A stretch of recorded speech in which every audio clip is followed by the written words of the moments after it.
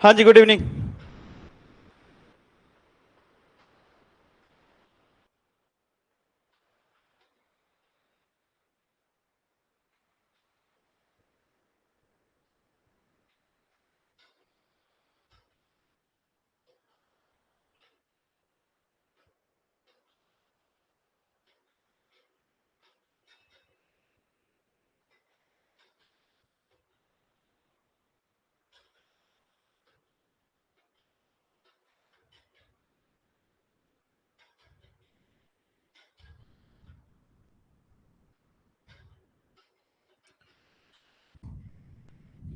चलिए, good evening. चलिए शुरू करते हैं भाई आज का लेक्चर। डल कैसे आ रहा है?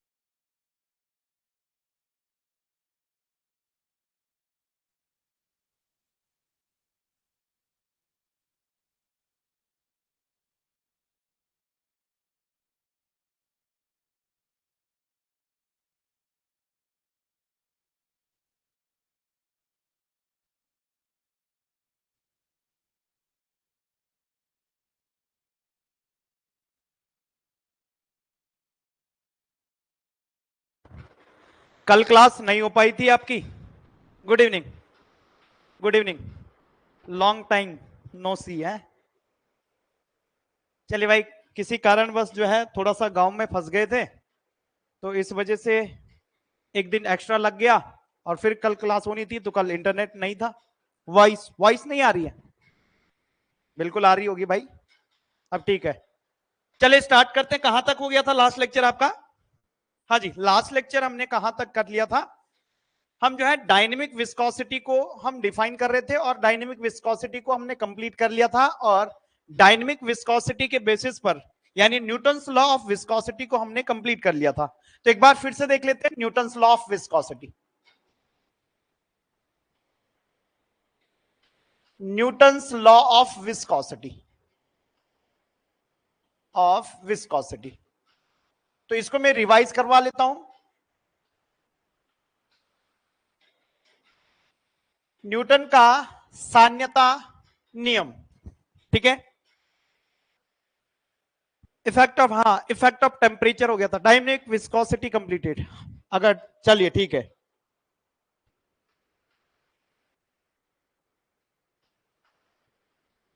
हाँ, अचानक जाना पड़ा, वो दो कारण थे भाई।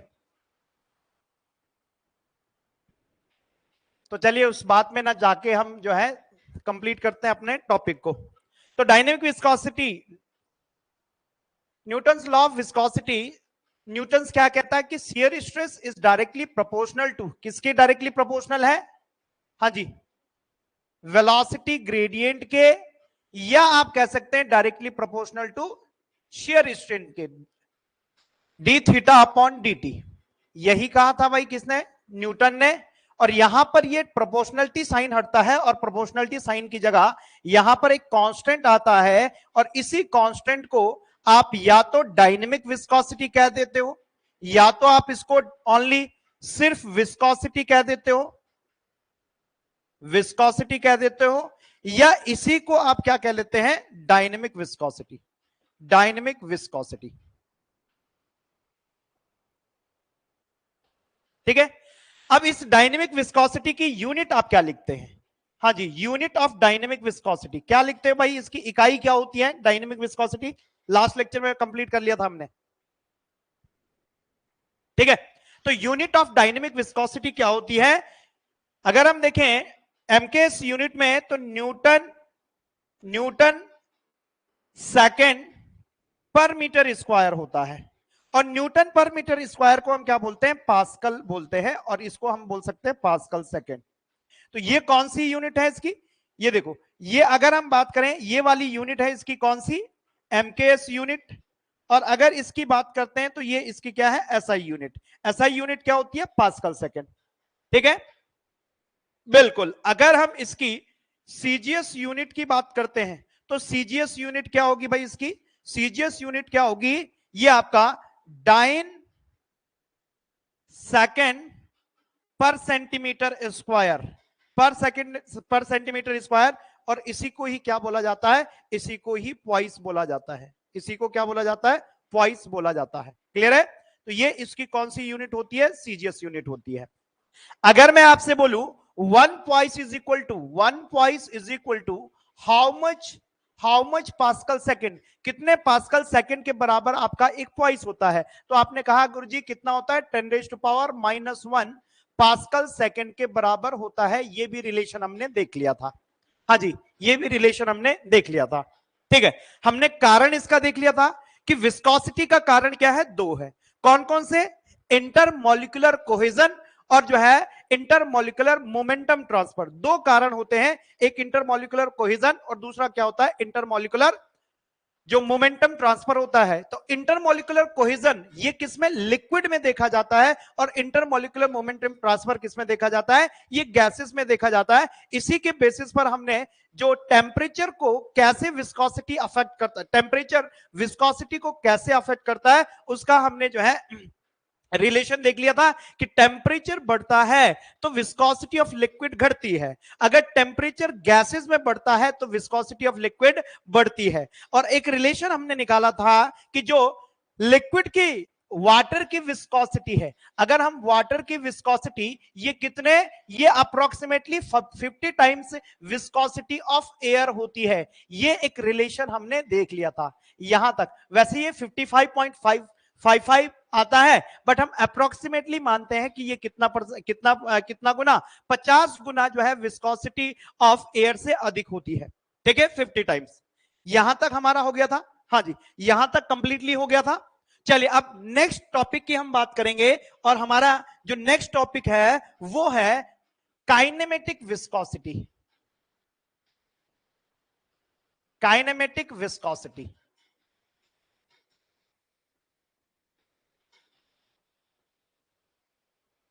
काइनेमेटिक विस्कोसिटी क्या होती है? काइनेमेटिक विस्कोसिटी, हाँ जी, इसको इसको हम किससे रिप्रेजेंट करते हैं? इसको हम गामा से रिप्रेजेंट करते हैं।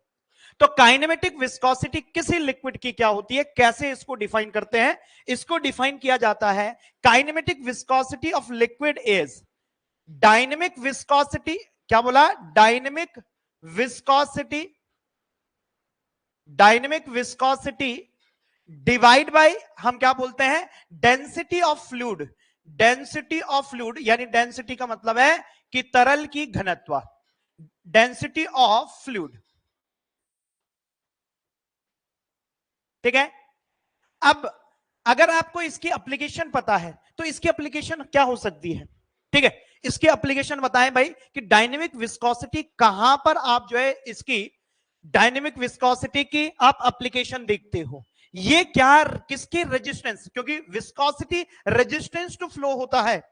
जो हमने डायनेमिक विस्कोसिटी की बात करी है वो रेजिस्टेंस टू फ्लो, यानी किसी भी प्रवाह के अवरोध को हम क्या बोलते हैं? सान्यता बोलते हैं। अगर हम काइनेमेटिक विस्कोसिटी की बात करते हैं तो काइनेमेटिक विस्कोसिटी ये टर्बुलेंस का हो, किसी भी लिक्विड में टर्बुलेंस का रेजिस्टेंस है तो हम क्या बोल सकते हैं? Resistance to turbulence. अब इसको कैसे आप समझेंगे? रेजिस्टेंस, अगर किसी लिक्विड में उसका काइनेमेटिक विस्कोसिटी अधिक होगा, तो अगर आपने ये जरूर किया होगा कि किसी तालाब में अगर आपने पत्थर फेंका होगा तो आप जो है कि उससे देखते हैं कि उससे क्या होता है? उससे टर्बुलेंस क्रिएट होता है। अगर उसकी काइनेमेटिक विस्कोसिटी बहुत अधिक होगी तो वो टर्बुलेंस वहां पर कम डेवलप होगा। तो यानी उसी टर्बुलेंस के रेजिस्टेंस को कौन बताता है? ये काइनेमेटिक विस्कोसिटी बताता है। ठीक है, हाँ, पत्थर फेंकने में टर्बुलेंस क्रिएट होता है पानी में। अगर वो कम हो रहा है इसका मतलब है उसकी काइनेमेटिक विस्कोसिटी अधिक है, अगर वो ज्यादा हो रहा है इसका मतलब है काइनेमेटिक विस्कोसिटी क्या है? उसकी कम होगी। यानी पत्थर जो आप पानी में पत्थर फेंकते हैं, पानी में पत्थर फेंकने पर जो टर्बुलेंस क्रिएट होता है, टर्बुलेंस होता है उसके अवरोध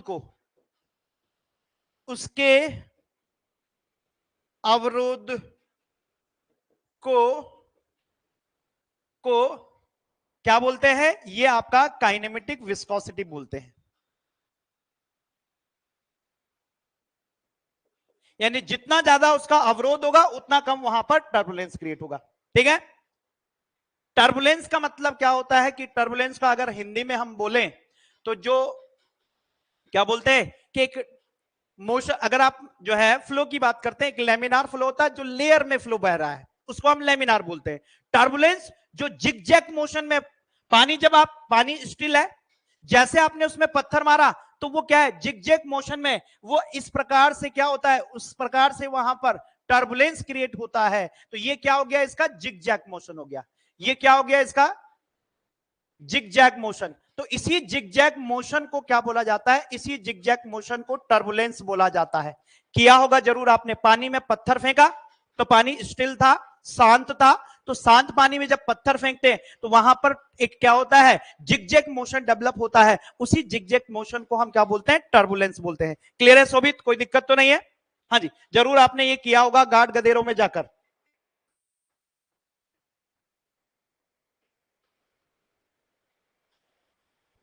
ठीक है, चले भाई, अब इसकी यूनिट की बात करते हैं। तो इसकी यूनिट क्या होती है? हम यहां पर किसकी बात कर रहे हैं, काइनेमेटिक विस्कोसिटी की बात कर रहे हैं।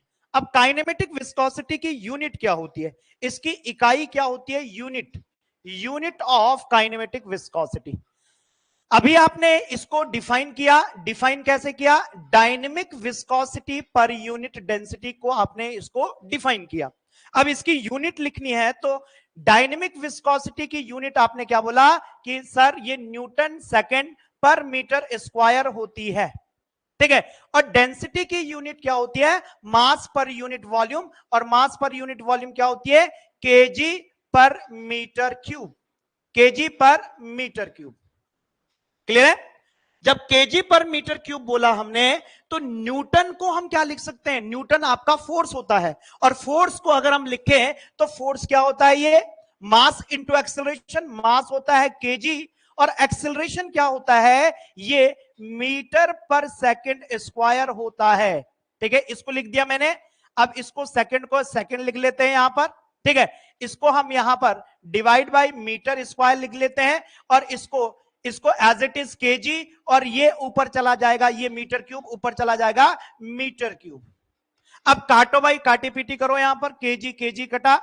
ठीक है, यहां पर देखो सेकंड से एक सेकंड कट जाएगा, मीटर क्यूब, ये मीटर की पावर 4 हो गया, तो ये मीटर, ये यहां पर क्या हो जाएगा, ये 2 बच जाएगा। तो यहां पर यूनिट देखो कितनी हो गई इसकी, ये आपका मीटर स्क्वायर पर सेकंड जो है इसकी यूनिट हो गई। ये यूनिट किसकी होती है, काइनेमेटिक विस्कोसिटी की यूनिट होती है। क्या हो गया इसका, इस यूनिट जो है इकाई की अगर हम बात करते हैं तो यूनिट इसकी क्या हो गई, यूनिट इसकी हो गई मीटर स्क्वायर पर सेकंड हो गई, metre square per second.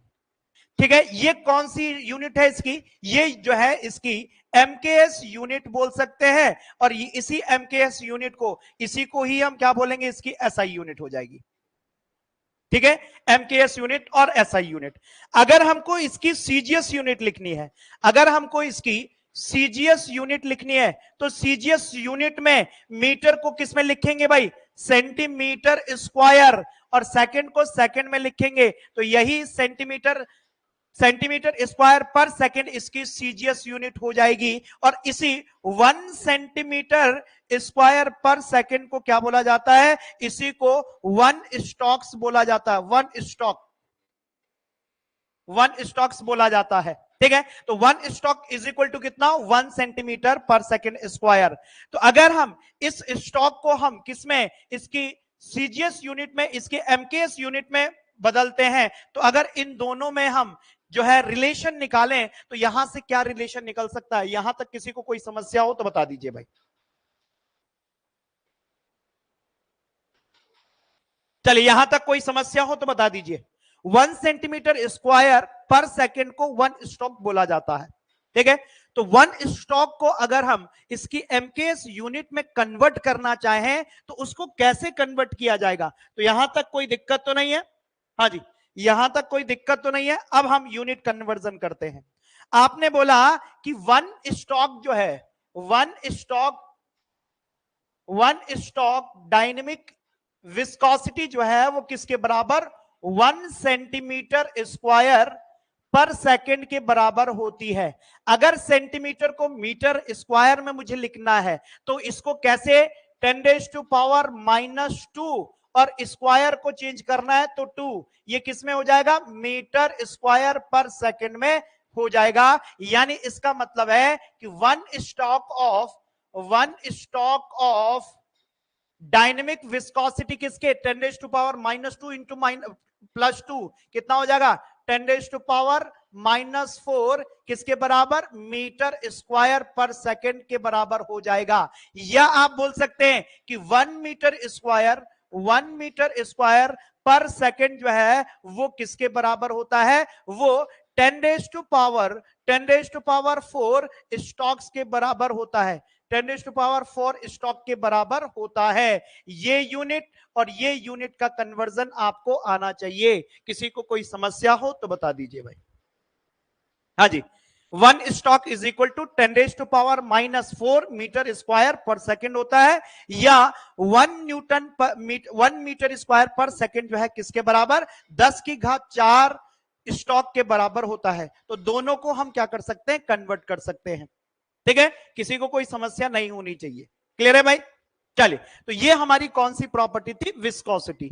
Rheology की बात हम बाद में करेंगे, जब हम कंप्लीट जो है एक बार सारी प्रॉपर्टीज, फ्लूइड की प्रॉपर्टीज, जितने भी गुणधर्म है किसी भी तरल के या किसी भी लिक्विड के, तो उसको हम एक बार कंप्लीट कर लेते हैं। उसके बाद इसी पर आधारित जो आपका डायनेमिक विस्कोसिटी है, तो डायनेमिक विस्कोसिटी पर आधारित रियोलॉजी होती है। रियोलॉजी का मतलब है बिहेवियर ऑफ फ्लूइड को हम समझते हैं। तो बिहेवियर ऑफ फ्लूइड का मतलब क्या होता है कि एक आपका न्यूटोनियन फ्लूइड होगा, एक आपका नॉन न्यूटोनियन फ्लूइड होगा। एक बार जो है इनको हम डिफाइन कर लेते हैं, रियोलॉजी को बाद में पढ़ लेंगे।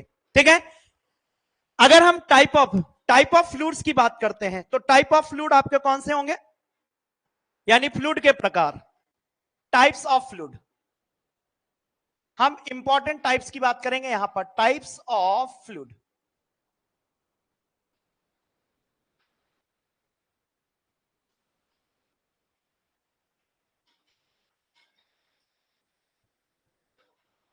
ठीक है, तरल के प्रकार की बात कर रहे हैं हम यहां पर। टाइप्स ऑफ फ्लूइड की अगर हम बात करते हैं तो कौन कौन से टाइप्स होते हैं भाई, एक आपका होगा आइडियल फ्लूइड, जिसको हम क्या बोलते हैं, आदर्श। दूसरा आपका रियल फ्लूइड,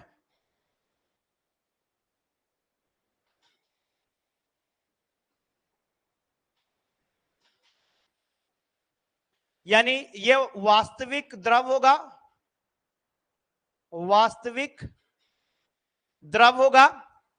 और तीसरा आपका होता है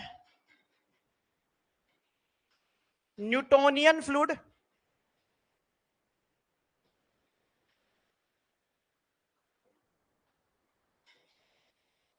यानी न्यूटोनियन द्रव।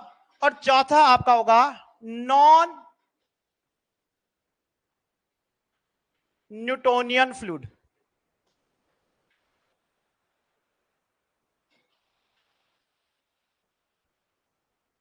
ठीक है, ये 4 इंपॉर्टेंट टाइप्स हैं किसी भी फ्लूइड के। अब 4 इंपॉर्टेंट टाइप्स, इन 4 इंपॉर्टेंट टाइप्स को आपको समझना है और इसी को हम रिपीट करते जाएंगे पूरे फ्लूइड मैकेनिक्स में। तो मैं वहां पर अजम्पशन की बात करूंगा तो अजम्पशन में हमेशा से जो है वो आइडियल फ्लूइड लिया जाएगा, या अजम्पशन में आपका कौन सा रियल फ्लूइड लिया जाएगा। तो ये सारी डेफिनेशन आपको क्लियर होनी चाहिए कि अगर आपके अलग अलग द्रव है, अगर हमने यहां पर आदर्श द्रव की बात करी, वास्तविक द्रव की बात करी, न्यूटोनियन द्रव की बात करी, नॉन न्यूटोनियन की द्रव की बात करी, या गैर न्यूटोनियन द्रव की बात करी, तो ये कौन कौन से होते हैं, इनको समझना बहुत जरूरी है। पहले अगर हम बात करते हैं यहां पर आइडियल फ्लूइड की, आइडियल फ्लूइड,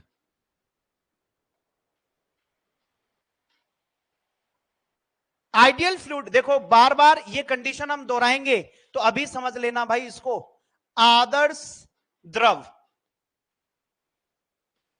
ये आइडियल फ्लूइड की कंडीशन क्या होती है? फ्लूइड को हम आइडियल कब मानते हैं? फ्लूइड को आइडियल तब, देखो ये इमेजिनरी फ्लूइड होता है। जो आइडियल, आइडियल का मतलब है इमेजिनरी फ्लूइड। तो यानी आइडियल फ्लूइड एक जो है वास्तविक फ्लूइड ना होके ये आपका आदर्श, जिसको हम क्या बोलते हैं, इमेजिनरी फ्लूइड होता है। Imaginary, imaginary fluid. अब इस इमेजिनरी फ्लूइड की कंडीशन क्या होगी? इसमें बोला गया है कि वो फ्लूइड जिसकी, जो आपकी क्या हो, इनकंप्रेसिबल हो। क्या बोला?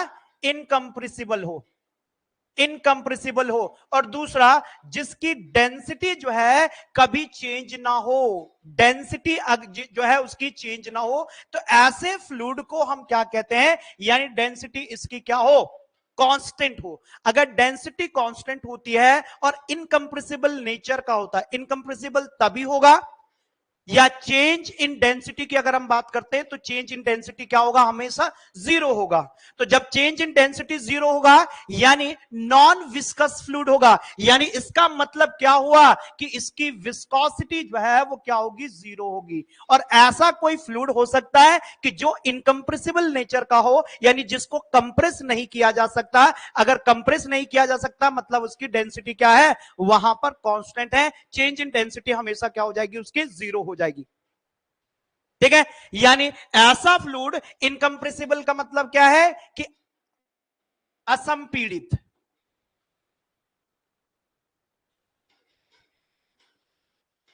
असंपीड़ित द्रव जिसकी सान्यता क्या हो? जिसकी सान्यता, सान्यता जीरो होती है, सान्यता जीरो होती है। तो ऐसे फ्लूइड को हम, ऐसे फ्लूइड को हम आइडियल फ्लूइड कहते हैं। ये फ्लूइड एग्जिस्ट नहीं करता है। ठीक है, इसीलिए मैंने क्या बोला है, ये आदर्श फ्लूइड है, इमेजिनरी फ्लूइड है। ऐसा फ्लूइड पूरे, अगर ग्लोबली बात करें तो ग्लोबली एग्जिस्ट नहीं करता है। ठीक है, नॉन विस्कस, नॉन विस्कस का मतलब होता है कि जिसकी सान्यता जीरो हो, विस्कोसिटी जिसकी जीरो होती है, ऐसे फ्लूइड को हम आइडियल फ्लूइड बोलते हैं। तो आइडियल फ्लूइड की दो इंपॉर्टेंट कंडीशन है, एक तो ये इनकंप्रेसिबल होता है, दूसरा ये नॉन विस्कस होता है, विस्कोसिटी उसकी जीरो होती है। ठीक है, तो ऐसे फ्लूइड जो है वो एनवायरमेंट में या पूरे ग्लोबली अगर हम बात करें एग्जिस्ट नहीं करता है। तो हमने ऐसे फ्लूइड को क्या बोला? ये फ्लूइड आपका इमेजिनरी होता है, not exist, does not exist, does not exist। ऐसा फ्लूइड जो है एग्जिस्ट ही नहीं करता है। चलिए सेकंड फ्लूइड की यहां पर हम बात करेंगे। सेकंड फ्लूइड है आपका real fluid, real fluid. Real fluid जिसको हमने क्या बोला? वास्तविक द्रव, वास्तविक द्रव। क्या होता है भाई रियल फ्लूइड? यानी वास्तविक द्रव कौन सा होता है? वास्तविक द्रव वो होता है जो कंप्रेसिबल नेचर का होता है, और दूसरा वो विस्कस फोर्स होता है, यानी विस्कोसिटी जिसके केस में जीरो नहीं होती है। यानी हम क्या बोल सकते हैं कि कैसा? विस्कस, विस्कस लिक्विड या विस्कस फ्लूइड, विस्कस फ्लूइड। ये जो है viscous fluid, viscous and compressible fluid को, विस्कस एंड कंप्रेसिबल फ्लूइड को, कंप्रेसिबल का मतलब है जिसका संपीड़न हो सकता है, यानी जिसका संपीड़न हो सकता है। तो संपीड़न हो सकता है तो ऐसे फ्लूइड को हम, जिसकी विस्कोसिटी जीरो ना हो और वो कंप्रेसिबल नेचर का हो, ऐसे फ्लूइड को हम क्या बोलते हैं? ऐसे फ्लूइड को हम रियल फ्लूइड बोलते हैं। तो जो भी आप आपके सामने फ्लूइड देखते हैं, चाहे पानी हो, डीजल हो, पेट्रोल हो, ये सारे जो है आपके कैसे हैं? ये रियल फ्लूइड के एग्जाम्पल हैं। ठीक है, ये आपके कैसे? रियल फ्लूइड के एग्जाम्पल हैं। तो जो भी आप देखते हैं, जो भी फ्लूइड आप बहता हुआ देखते हैं अपने आंखों से, वो सारे फ्लूइड आपके कैसे हैं? वो सारे फ्लूइड रियल हैं। क्लियर है? तो एग्जाम्पल क्या होंगे भाई? इसका एग्जाम्पल क्या बोल सकते हैं आप? एग्जाम्पल बोल दीजिए आप, वाटर हो गया, मिल्क हो गया, वाटर हो गया, मिल्क हो गया, पेट्रोल हो गया, पेट्रोल हो गया, केरोसिन ऑयल हो गया या ऑयल हो गया, सारे के सारे कैसे हैं आपके, ये रियल फूड। इनमें विस्कोसिटी होती है और डेंसिटी इनकी चेंज हो सकती है। डेंसिटी किस पर निर्भर करती है, डेंसिटी घनत्व किस पर निर्भर करता है, घनत्व जो है वो टेम्परेचर पर निर्भर करता है कि अलग अलग टेम्परेचर पर अलग अलग डेंसिटी लिक्विड की हो सकती है। और इसमें क्या बोल रहा है, डेंसिटी हमेशा से कांस्टेंट रहेगी। जब डेंसिटी हमेशा से कांस्टेंट रहेगी तो टेम्परेचर बढ़ने और घटने पर डेंसिटी पर कोई प्रभाव नहीं पड़ेगा, यानी चेंज इन डेंसिटी हमेशा क्या होगी, यहां पर चेंज इन डेंसिटी, यानी इस केस में हम क्या बोल सकते हैं, जो चेंज इन डेंसिटी है वो हमेशा से क्या होगा, जीरो होगा। और इस केस में हम बोल सकते हैं कि जो चेंज इन डेंसिटी है वो कभी भी जीरो नहीं होगी, क्योंकि यहां पर डेंसिटी वेरी करेगी। ठीक है, तो ऐसे फ्लूइड को क्या बोला जाता है, ऐसे फ्लूइड को रियल फ्लूइड बोला जाता है। किसी को कोई दिक्कत है इसमें, हाँ, नॉन विस्कस, तो यानी सान्यता जीरो का मतलब है, तो इसी को ही हम क्या बोलते हैं, नॉन विस्कस बोल सकते हैं, नॉन विस्कस। तो नॉन विस्कस फ्लूइड को क्या बोला जाता है आपका, नॉन विस्कस, और इनकंप्रेसिबल फ्लूइड को क्या बोला जाता है आपका, आइडियल फ्लूइड बोला जाता है। किसी को कोई दिक्कत समस्या बता दीजिए भाई।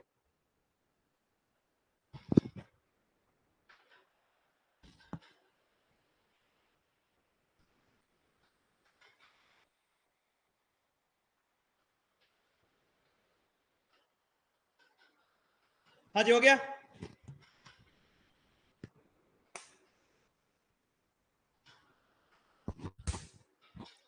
रियल फ्लूइड, अरे रियल फ्लूइड, सारे जो फ्लूइड आप देखते हैं अपनी आंखों से बहता हुआ, सारे के सारे फ्लूइड रियल है। वो उसमें क्या होती है, उसमें जो है उसको कंप्रेस किया जा सकता है। ठीक है, कंप्रेस किसी लेवल पर कंप्रेस किया जा सकता है, यानी इसका मतलब है उसमें वॉल्यूम चेंज हो सकता है। दूसरा, उसके फ्लो का रेजिस्टेंस उसमें होता है, और उसी फ्लो के रेजिस्टेंस को हम विस्कोसिटी बोलते हैं। ठीक है, तो विस्कोसिटी, जिस फ्लूइड में विस्कोसिटी और जिस फ्लूइड को कंप्रेस किया जा सकता है, ऐसे फ्लूइड को हम क्या बोल सकते हैं, रियल फ्लूइड बोल सकते हैं। ठीक है, अगर आप जो है हनी को कंप्रेस, हनी भी फ्लो कर सकता है, उसको कंप्रेस किया जा सकता है। वाटर को आप जो है किसी थोड़े से लेवल पर क्या कर सकते हैं, किसी थोड़े लेवल पर उसको कंप्रेस किया जा सकता है, और डेंसिटी उसमें क्या होगा, परिवर्तन होगा। जब डेंसिटी परिवर्तन होगा, टेम्परेचर, कभी डेंसिटी कांस्टेंट नहीं होगी, तो उसकी एक पर्टिकुलर विस्कोसिटी होती है। और वो हमने विस्कोसिटी देखी है कि वाटर की विस्कोसिटी 10⁻⁴ कितनी होती है, -3 के आसपास होती है। ठीक है, हाँ जी, क्लियर है, यहां तक बता दीजिए। चलिए चलिए, अब नेक्स्ट नेक्स्ट तीसरे फ्लूइड की हम बात करेंगे यहां पर, और तीसरा फ्लूइड है न्यूटोनियन फ्लूइड। तीसरा फ्लूइड है आपका Newtonian fluid.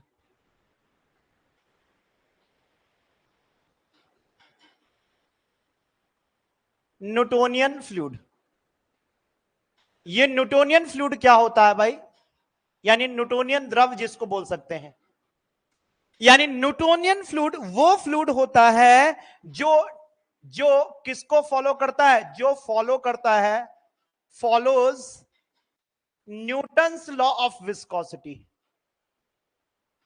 Newton's law of viscosity.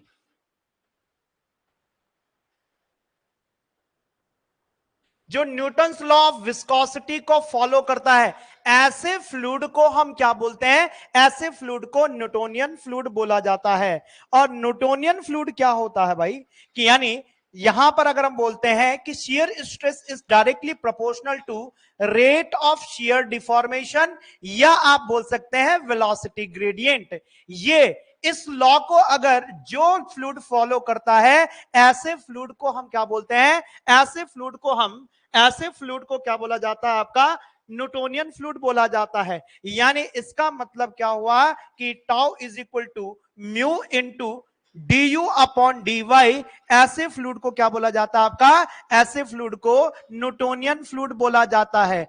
तो इसमें आपके न्यूटोनियन फ्लूइड में कौन से आ जाएंगे भाई, न्यूटोनियन फ्लूइड में अब आपका ना तो मिल्क आएगा, ना तो इसमें हनी आएगा, ठीक है, ना आपका प्लास्टिक पेंट आएगा, ना इसमें आपका टूथपेस्ट आएगा। इसमें जो है न्यूटोनियन फ्लूइड में आपका वाटर आएगा, इसमें आपका केरोसिन ऑयल आएगा, इसमें आपका पेट्रोल आएगा, इसमें आपका डीजल आ जाएगा। क्यों? क्योंकि अगर हम इसका ग्राफ बनाते हैं, अगर हम इसका ग्राफ बनाते हैं, अगर हम इसका ग्राफ बनाते किस किस के बीच भाई, अगर हम शियर स्ट्रेस और रेट ऑफ शियर डिफॉर्मेशन, जिसको हमने क्या बोला, वेलोसिटी ग्रेडियंट बोला है, यहां पर du अपॉन dy क्या है, वेलोसिटी ग्रेडियंट। यहां पर हम y एक्सिस पर अगर हम क्या लेते हैं, शियर स्ट्रेस या अपरूपण प्रतिबल लेते हैं, यहां पर हम वेलोसिटी ग्रेडियंट लेते हैं। इनके बीच अब देखो, टाउ और वेलोसिटी ग्रेडियंट के बीच जो रिलेशन हमको मिलता है, वो रिलेशन कैसे मिलेगा, वो रिलेशन इस प्रकार का लीनियर रिलेशन मिलता है, जिसमें ऐसा shear stress and velocity gradient के बीच इस प्रकार का रिलेशन हमको मिल रहा है, तो उसको क्या बोला जाता है, आपका न्यूटोनियन फ्लूइड बोला जाता है। तो ऐसे फ्लूइड को न्यूटोनियन फ्लूइड बोला जाता है। और इसका शियर स्ट्रेस और वेलोसिटी ग्रेडियंट का जो यहां पर स्लोप बनेगा, अगर मैं आपसे बोलूं कि यहां पर ये स्लोप जो क्या देगा, अगर किन्हीं दो पॉइंट्स पे इसका अगर हम स्लोप निकालें, तो वही स्लोप क्या होगा, इसका ढाल। तो स्लोप क्या होगा, इसका ढाल, स्लोप या हम बोल सकते हैं ढाल। तो ढाल क्या होता है भाई, dy अपॉन dx। तो dy अपॉन dx, तो ये dy अपॉन dx जो है हमेशा यहां पर एक विस्कोसिटी देगा, और ये विस्कोसिटी इसके लिए क्या होगी, ये विस्कोसिटी इसके लिए नियत होगी, जिसको हम क्या बोलते हैं, कांस्टेंट बोलते हैं। तो ऐसे लिक्विड को जो इस प्रकार के न्यूटन्स के लॉ ऑफ विस्कोसिटी को फॉलो करता है, ऐसे फ्लूइड को हम क्या बोलते हैं, न्यूटोनियन फ्लूइड बोलते हैं। क्वेश्चन आपसे पूछा जाता है कि जो न्यूटन्स लॉ ऑफ विस्कोसिटी, जो आपका क्या है, slope of tau versus du upon dy gives viscosity of Newtonian fluid, gives viscosity of Newtonian fluid. Newtonian fluid की हमको क्या देता है, विस्कोसिटी। किसका ढाल भाई, ये शियर स्ट्रेस और जो है वेलोसिटी ग्रेडियंट के बीच का जो कर्व बनता है, उस कर्व का जो ढाल हमको मिलेगा, वो ढाल हमको क्या देता है, न्यूटोनियन फ्लूइड की विस्कोसिटी देता है, यानी हमको क्या देता है, यहां पर म्यू की वैल्यू देता है। ठीक है, एग्जाम्पल की बात करेंगे तो एग्जाम्पल कौन कौन से होंगे भाई इसके, तो एग्जाम्पल मैंने क्या कहा, अब आप पेंट को नहीं रख सकते इसमें, ना तो मिल्क को रख सकते हैं। ठीक है, इनमें जो है वो शियर स्ट्रेस बढ़ने पर वेलोसिटी ग्रेडियंट में वो लीनियर चेंज नहीं आता है, लीनियर चेंज की बजाय वहां पर कुछ अलग तरीके से ये डायरेक्टली प्रोपोर्शनल नहीं होगा, ये इनडायरेक्टली प्रोपोर्शनल होगा। ठीक है, या तो वहां पर ये स्ट्रेन आपका घटेगा या तो आपका बढ़ेगा। तो ये किसमें, मिल्क में देखा जाता है, ये हनी में देखा जाता है, ये आपका जो कीचड़ होता है, मड जिसको बोलते हैं, उसमें देखा जाता है, ये आपके केचप सॉस होते हैं, ये आपका टूथपेस्ट होता है, ये आपके इंक की मिल्क जो जो प्रिंटर की इंक होती है, उनमें वो सारे आपके नॉन न्यूटोनियन फ्लूइड हो गए, उनमें जो है ऐसा बिहेवियर नहीं देखा जाता है। तो अगर इसका मैं एग्जाम्पल लिखूं, अगर मैं इसका एग्जाम्पल लिखूं, तो इसका एग्जाम्पल क्या होगा भाई, एग्जाम्पल अगर मैं लिखूं इसका, तो एग्जाम्पल में आपके कौन से होंगे,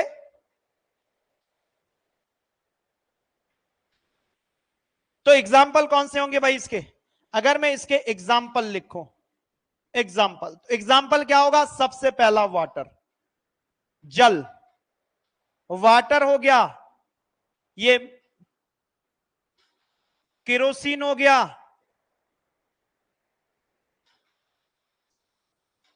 पेट्रोल हो गया, डीजल, ये सारे किस में आते हैं, ये आपके न्यूटोनियन फ्लूइड में आते हैं। ठीक है भाई, हाँ जी, क्लियर है। हाँ, कलर डाई हो गया, बिल्कुल। नोटिफिकेशन नहीं मिला, मैंने सारे प्लेटफॉर्म पर नोटिफिकेशन डाला है, चाहे वो आपका एप्लीकेशन में नोटिफिकेशन हो, चाहे वो आपके व्हाट्सएप ग्रुप में हो। ठीक है, तो ये आपका क्या कहलाता है, ये सारा आपका न्यूटोनियन फ्लूइड कहलाता है, जो न्यूटन्स लॉ ऑफ विस्कोसिटी को फॉलो करता है। यानी हमको शेयर स्ट्रेस और ये आपका कौन सा है, इसको वेलोसिटी ग्रेडियंट बोलते हैं, ये इनके बीच हमको ये लीनियर हमको क्या मिलता है, लीनियर ग्राफ हमको मिलता है। तो इस प्रकार का ग्राफ वही फॉलो करेगा जो इस न्यूटन्स लॉ ऑफ विस्कोसिटी को फॉलो करेगा। एग्जांपल आपके ये सारे हो जाएंगे, ठीक है। नेक्स्ट हम चौथे की बात करेंगे। तो चौथा फ्लूइड आपका कौन सा होता है, चौथे फ्लूइड को हम बोलते हैं non Newtonian fluid, non Newtonian fluid. यानी ऐसा fluid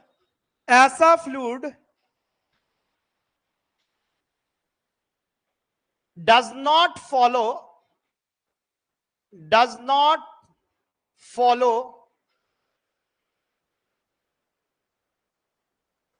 Newton's law of viscosity, Newton's law of viscosity, जो कि न्यूटन्स लॉ ऑफ विस्कोसिटी को फॉलो नहीं करता। इसका मतलब है शियर स्ट्रेस जो है वो डायरेक्टली प्रोपोर्शनल नहीं होगा किसके, du अपॉन dy के, du अपॉन dy के। यानी ऐसा जहां पर शियर स्ट्रेस जो है वो डायरेक्टली प्रोपोर्शनल नहीं होगा du अपॉन dy के, यानी हमको शियर स्ट्रेस और वेलोसिटी ग्रेडियंट के बीच वो लीनियर रिलेशन नहीं मिलता है। ऐसे फ्लूइड्स को हम क्या बोलते हैं, ऐसे फ्लूइड्स को नॉन न्यूटोनियन फ्लूइड्स बोला जाता है।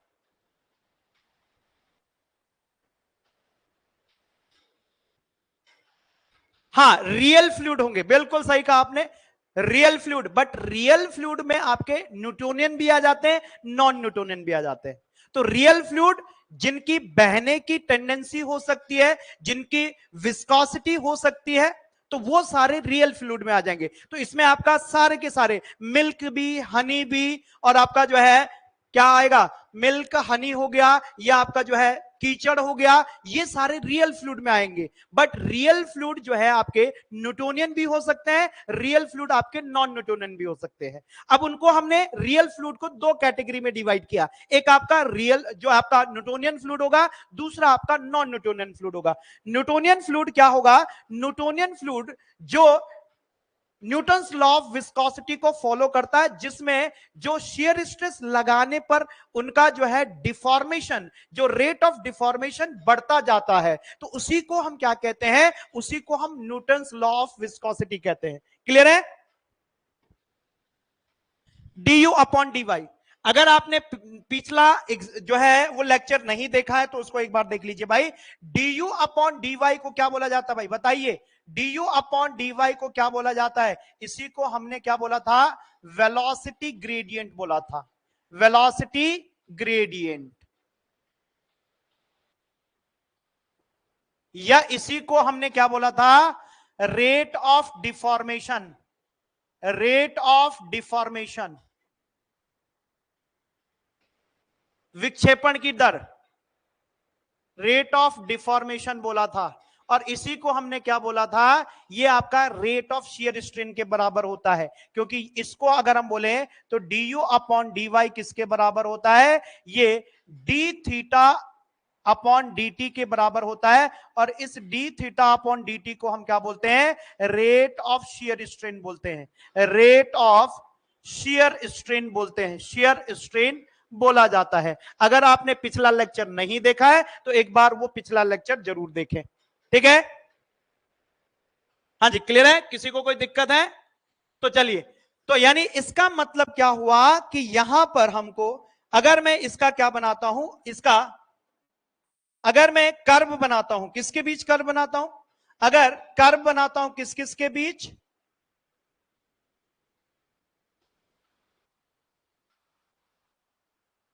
तो ये फ्लूइड हमको कैसे, ये फ्लूइड हमको इस प्रकार से देखने को मिलेंगे, ये फ्लूइड हमको इस प्रकार से देखने को मिलेंगे। यहां पर देखो लीनियरली वैरी नहीं कर रहा है, ठीक है। या ये क्या है, शियर स्ट्रेस है, और ये इसका रेट ऑफ शेयर डिफॉर्मेशन है, वेलोसिटी ग्रेडियंट जिसको हम बोल सकते हैं du अपॉन dy। देखो क्या ये लीनियरली वेरी कर रहा है, तो ऐसे फ्लूइड्स को हम नॉन न्यूटोनियन फ्लूइड्स बोलते हैं। तो ऐसे फ्लूइड्स आपके क्या कहलाएंगे, ये दोनों एग्जांपल हैं आपके कौन से, नॉन न्यूटोनियन फ्लूइड्स के, नॉन न्यूटोनियन फ्लूइड्स।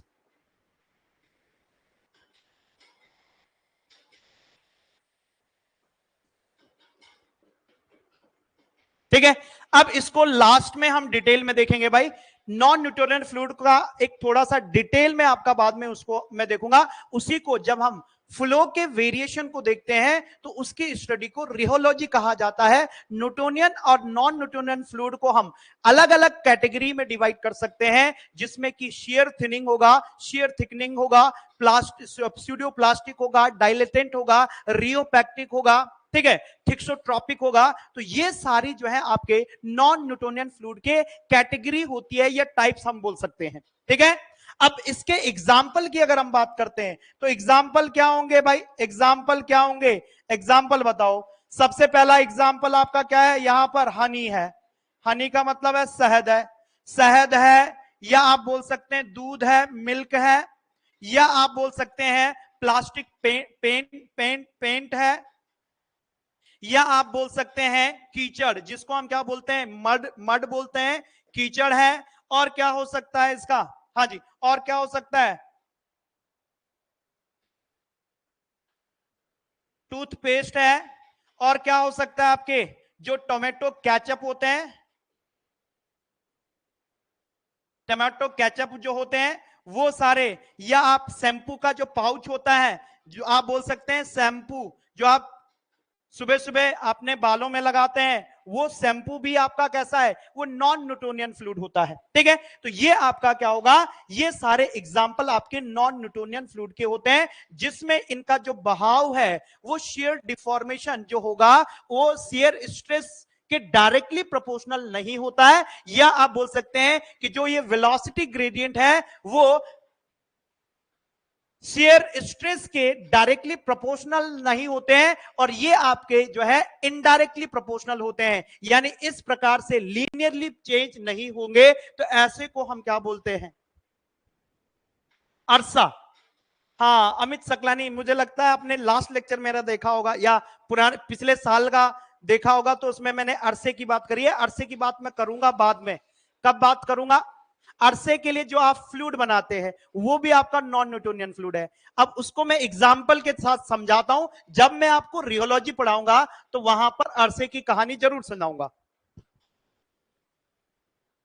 ठीक है, देखो यहां पर क्या है, यहां पर जो है वो जो विस्कोसिटी है वो कांस्टेंट नहीं होती है, विस्कोसिटी चेंज होती जाती है, ये बहुत जरूरी पॉइंट है। अब देखो यहां पर स्लोप चेंज, हर पॉइंट पर स्लोप चेंज होता जा रहा है, तो जब स्लोप कांस्टेंट नहीं है तो यानी विस्कोसिटी उसकी क्या नहीं होगी, कांस्टेंट नहीं होगी। तो ये जरूर ध्यान रखना है कि नॉन न्यूटोनियन फ्लूइड में विस्कोसिटी चेंज होती जाती है, समय के साथ साथ या शेयर स्ट्रेस के साथ साथ वो विस्कोसिटी चेंज होती जाती है, सान्यता उसकी परिवर्तित होती जाती है। तो ऐसे फ्लूइड्स को हम नॉन न्यूटोनियन फ्लूइड्स बोलते हैं।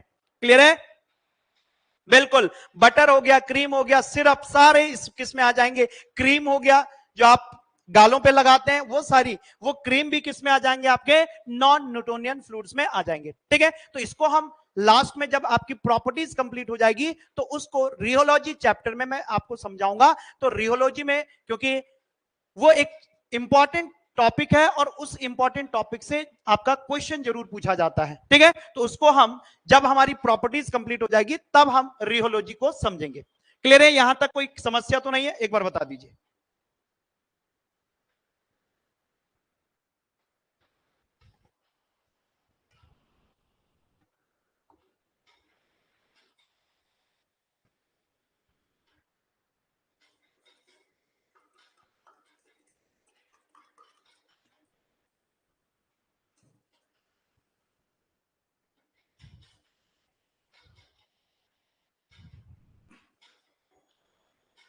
चलिए, तो नेक्स्ट प्रॉपर्टी की हम बात करेंगे, और नेक्स्ट प्रॉपर्टी आपका सरफेस टेंशन, पृष्ठ तनाव। नेक्स्ट टॉपिक डाल लेंगे आप, नेक्स्ट प्रॉपर्टी आप डालोगे सरफेस टेंशन, पृष्ठ तनाव। एक बार मैं पानी भर देता हूं।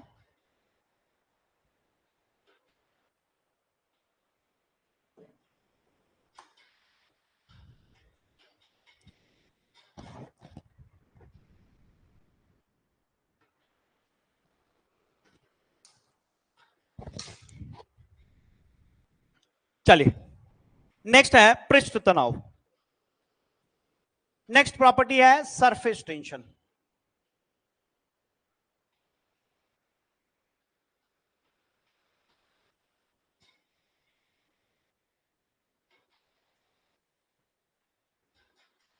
जिसको बोला जाता है पृष्ठ तनाव।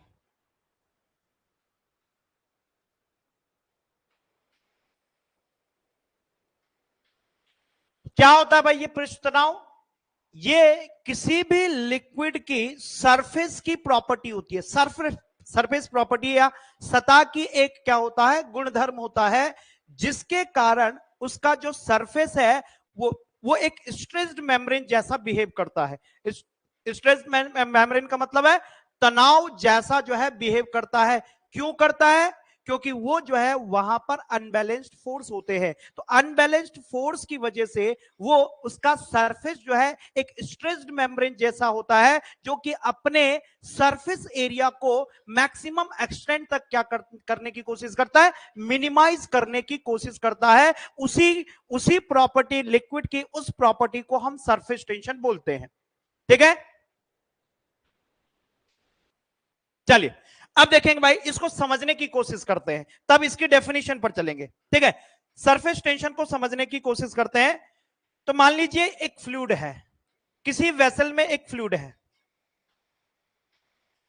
किसी वेसल में, और इसी सरफेस टेंशन की वजह से अलग अलग एप्लीकेशन हम देखेंगे, जिसको आप कैपिलरी राइज बोलते हैं, कैपिलरी फॉल बोलते हैं। आप जो है ये प्रेशर इनसाइड द बबल या soft water droplet, soft bubble, या आप लिक्विड जेट कहते हैं, या आप कह सकते हैं कि जो वेटिंग और non waiting property of the liquid होती है वो किसकी वजह से होती है? वो होती है मात्र किसकी वजह से? सरफेस टेंशन की वजह से। ठीक है, ये सरफेस टेंशन क्या होता है, इसको एक बार समझने की कोशिश करते हैं। समझ नहीं आया? शोभित क्या समझ नहीं आया, एक बार बता दो। नहीं समझ आया तो यहां से समझोगे, तभी तो समझा रहा हूं। चलिए, ये आपका क्या है, मान लीजिए ये कोई लिक्विड है।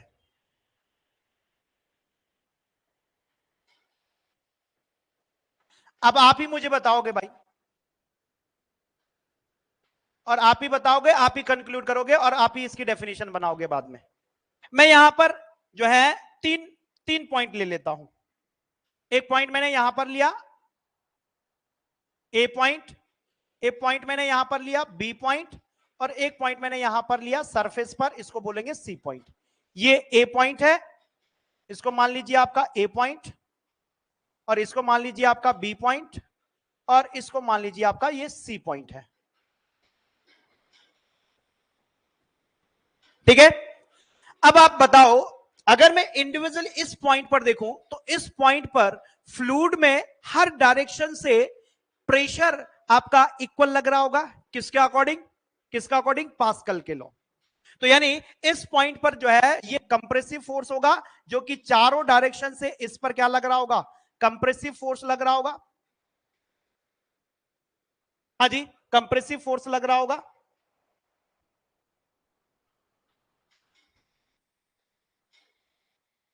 जल्दी बताएं भाई। अब इस बी पॉइंट पर भी कंप्रेसिव फोर्स लग रहा होगा, चारों डायरेक्शन से कंप्रेसिव फोर्स लग रहा होगा। बताओ, इस ए और बी पर जो नेट फोर्स है, वो नेट फोर्स का अमाउंट कितना होगा? अगर मैं बोलूं फोर्स यानी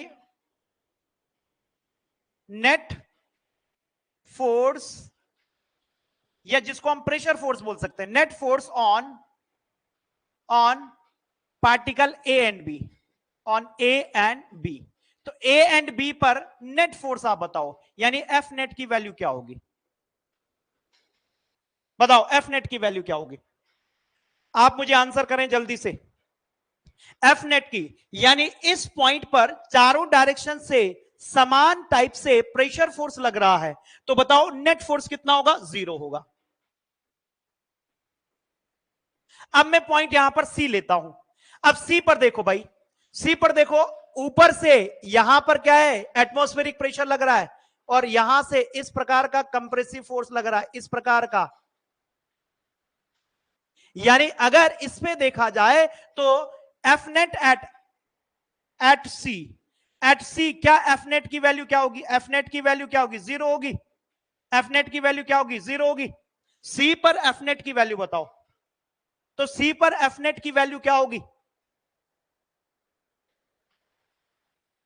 हाँ जी, सी पर एफ नेट की वैल्यू क्या होगी?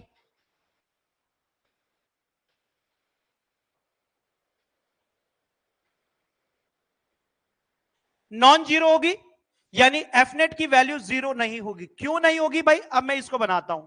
ये यहां पर देखो, ऐसे फोर्स इसमें लग रहा है, ऐसे फोर्स लग रहा है। अगर मैं इसका डिस्ट्रीब्यूशन देखूं तो ये यहां पर इस प्रकार से जो है, ये एक नेट फोर्स यहां पर डेवलप होगा, एफ नेट डेवलप होगा।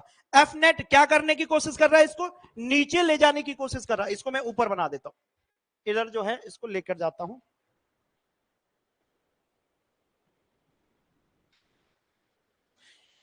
देखो ये एफ नेट क्या कर रहा है? इसको देखो, एफ नेट नीचे ले जाने की कोशिश कर रहा है, यानी ये जो फोर्स है इसको नीचे ले जाने की कोशिश कर रहा है। तो यहां पर ये अपने एरिया को मिनिमाइज, और इसकी वजह से बताओ इधर की डायरेक्शन में, इधर की डायरेक्शन में कौन सा एक जो है वो सरफेस टेंशन फोर्स आपका डेवलप होता है, जिसको हम क्या बोलते हैं? सरफेस टेंशन डेवलप बोलते हैं। तो ये आउटर डायरेक्शन में सरफेस टेंशन डेवलप होता है। क्लियर है? हाँ जी। तो ये क्या कर रहा है? ये नेट फोर्स इसको, इसके एरिया को, सरफेस के एरिया को मिनिमाइज करने की कोशिश कर रहा है। तो इसका रेजिस्टेंस होगा, जिसकी वजह से आउटर डायरेक्शन में यानी टेंशन फोर्स क्रिएट होगा, और उसी टेंशन फोर्स को, surface tension force per unit length को हम क्या बोलते हैं? उसी surface tension force per unit, यानी ये यूनिट लेंथ पर लगेगा, उसी को सरफेस टेंशन बोला जाता है। यहां पर क्लियर हुई चीज को? तो बताओ, अब इसकी डेफिनेशन इन्हीं सबसे मैं क्लियर कर देता हूं कि ये सरफेस टेंशन क्या है? एक प्रॉपर्टी है लिक्विड की एट सरफेस, जिसकी वजह से ये अपने अपने ये स्ट्रेच मेम्ब्रेन बिहेव करता है, जिसकी वजह से ये मैक्सिमम अपने सरफेस एरिया को मिनिमाइज करने की कोशिश करेगा, और इसी प्रॉपर्टी को क्या बोला जाता है? सरफेस टेंशन बोला जाता है।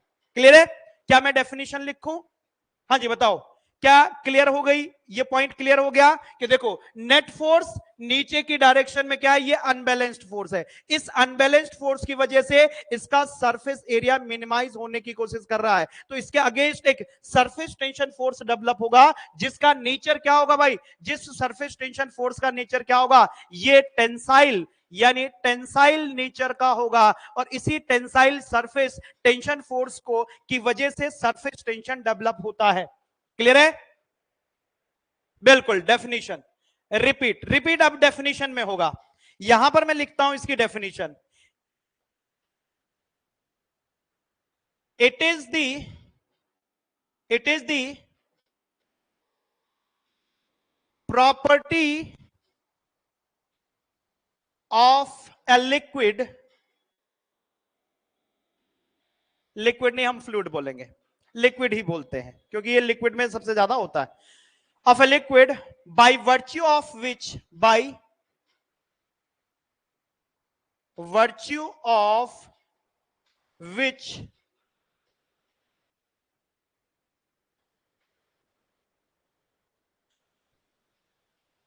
surface of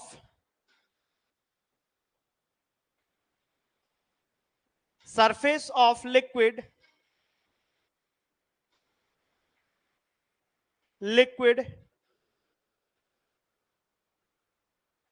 behaves as a stretched membrane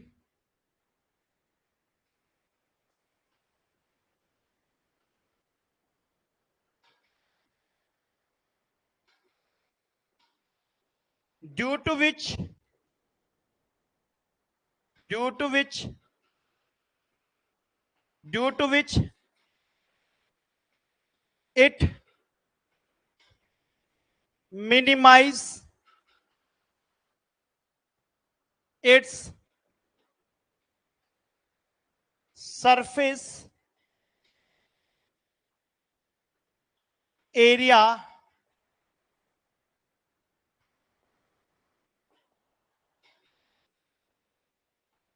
up to maximum extent।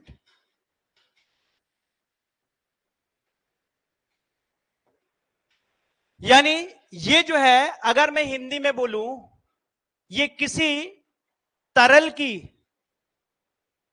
तरल के सतह सतह की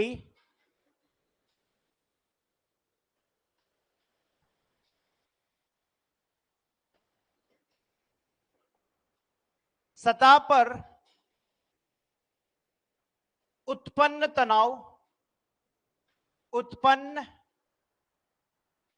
तनाव जिसकी वजह से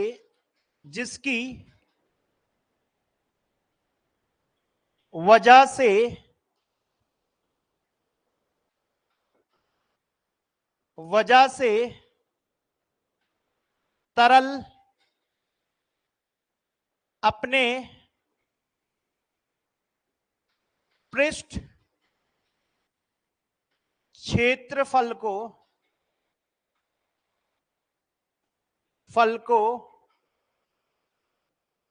कम करने की कोशिश करता है, कम करने की कोशिश करता है।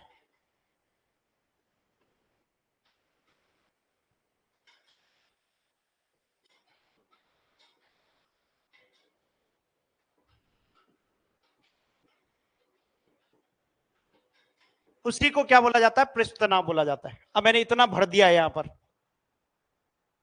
ठीक है, अब मैंने यहां पर भर दिया है। अब इसके एग्जाम्पल आप बोलेंगे। एग्जाम्पल क्या है कि अगर आप, ये डेफिनेशन क्लियर होगी, एक बार बता दीजिए।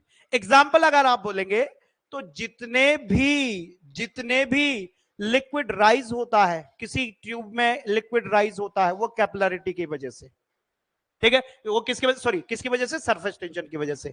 सरफेस टेंशन की वजह से लिक्विड रेन ड्रॉप बनती है, वो सरफेस टेंशन की वजह से। जो सॉफ्ट बबल फॉर्म होता है, वो सरफेस टेंशन की वजह से। जो लिक्विड जेट बनता है, वो किसकी वजह से?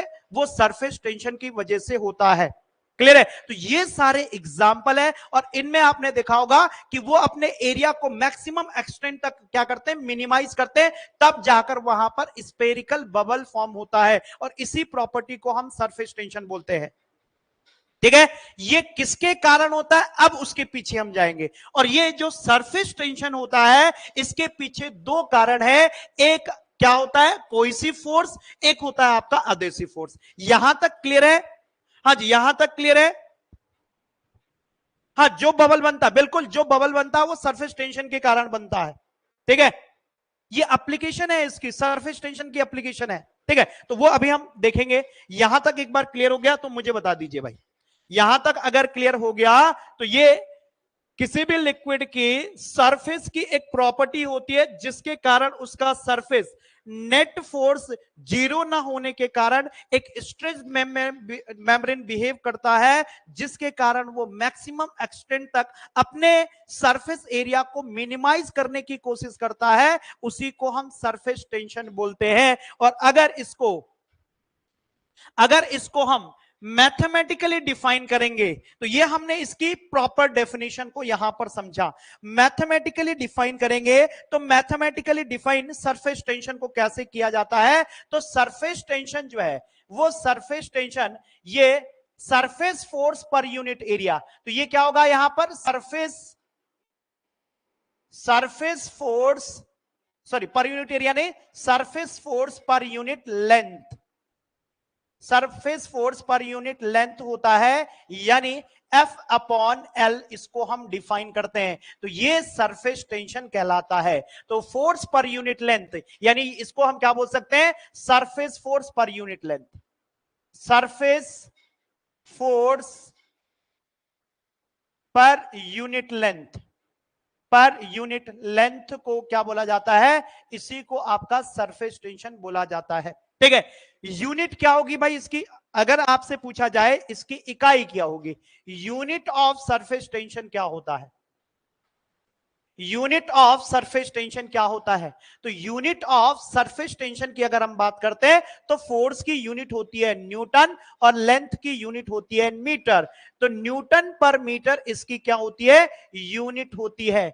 और अगर इससे आपसे क्वेश्चन पूछा जाता है इसकी डायमेंशन क्या होती है, विमा क्या होती है, तो डायमेंशन इसकी लिखेंगे तो डायमेंशन क्या होगी भाई, इसकी डायमेंशन क्या होगी इसकी बताइए, डायमेंशन जिसको हम क्या बोलते हैं हिंदी में विमा बोलते हैं। तो विमा क्या होगा, मैंने आपको क्या बोला था कि फोर्स की डायमेंशन आपको हमेशा ध्यान रखनी है, फोर्स की डायमेंशन आपको हमेशा ध्यान रखनी है। ये क्या होता है, ML2T-2, ये याद रखना है भाई, इसको आप राइमिंग से याद रख सकते हो, ML2T-2, ML2T-2, ये फोर्स की डायमेंशन होती है। अब फोर्स पर यूनिट लेंथ है, तो यहां पर फोर्स की डायमेंशन कितनी है, ये ML2T-2 होता है, और इसकी डायमेंशन क्या होगी, M की डायमेंशन होगी L, तो यहां से L ऊपर गया तो इसकी डायमेंशन क्या होगी, ML1T-2, ML1T-2, ये इसकी डायमेंशन होती है।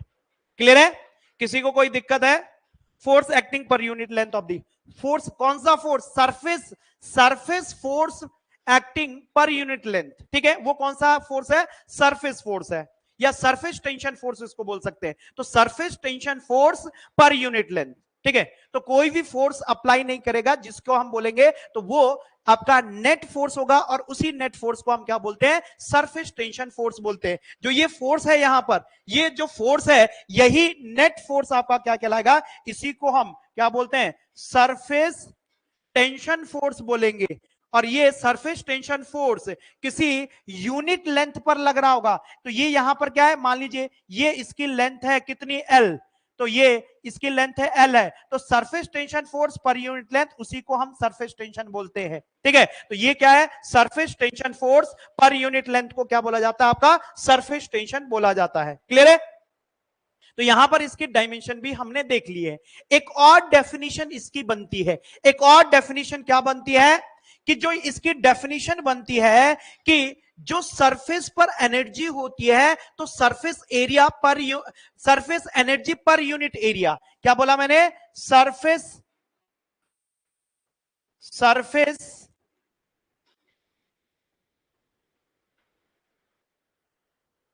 Energy per unit surface area, surface energy पर यूनिट एरिया। अब देखो सरफेस एनर्जी की यूनिट क्या होगी भाई, इसकी यूनिट जूल होगी, एरिया की यूनिट क्या होगी, मीटर स्क्वायर होगी। और जूल को हम क्या लिखते हैं, न्यूटन इनटू मीटर लिखते हैं, और मीटर स्क्वायर को मीटर स्क्वायर। तो इसको काटेंगे तो ये क्या देगा, यहां पर न्यूटन मीटर, और यही न्यूटन मीटर आपका क्या कहलाता है, यही न्यूटन प्रति मीटर आपका क्या कहलाता है, सरफेस टेंशन कहलाता है, जिसको हम किससे, सिग्मा से डिनोट करते हैं। तो सरफेस टेंशन को दूसरी, first definition surface tension force per unit length, या आप बोल सकते हैं सरफेस एनर्जी, जो सरफेस पर उसको टोटल एनर्जी मिलेगी उसके एरिया को मिनिमाइज करने के लिए पर यूनिट एरिया, जितना उसका सरफेस का एरिया होगा, तो सरफेस एनर्जी पर यूनिट एरिया को सरफेस टेंशन कहा जाता है। क्लियर है, तो यहां पर जूल पर मीटर स्क्वायर, जूल को हम न्यूटन मीटर लिखते हैं, तो न्यूटन मीटर को मीटर स्क्वायर को कैंसिल हुआ, तो यहां पर न्यूटन मीटर, और न्यूटन मीटर आपकी यूनिट किसकी होती है, सरफेस टेंशन। तो सरफेस टेंशन को इस प्रकार से भी डिफाइन किया जाता है। क्लियर है, हाँ जी, किसी को कोई दिक्कत हो,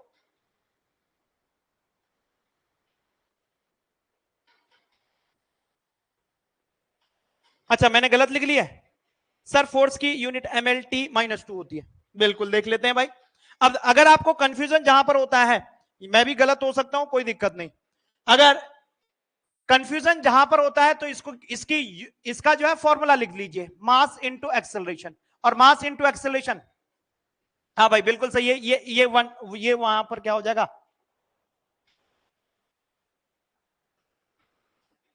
mlt।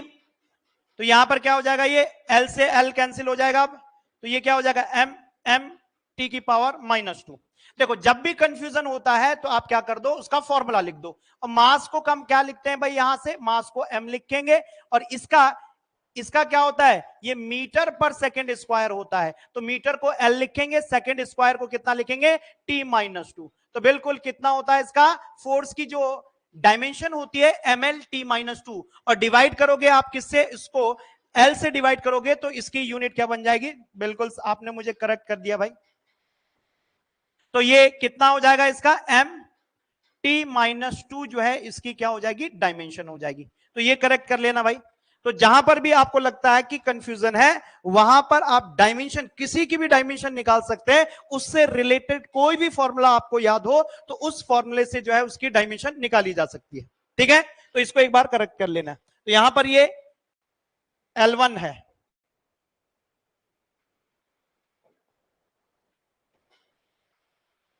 ये L1 है, तो ये L1 क्या हो जाएगा, यहां पर ये कैंसिल हो जाएगा, तो m-T-2 जो है इसकी क्या बन जाएगी, इसकी डायमेंशन बन जाएगी। ठीक है, चलिए अब यहां पर दूसरी डेफिनेशन हमने देख लिया है कि सरफेस एनर्जी पर यूनिट एरिया क्या कहलाता है, आपका सरफेस टेंशन कहलाता है।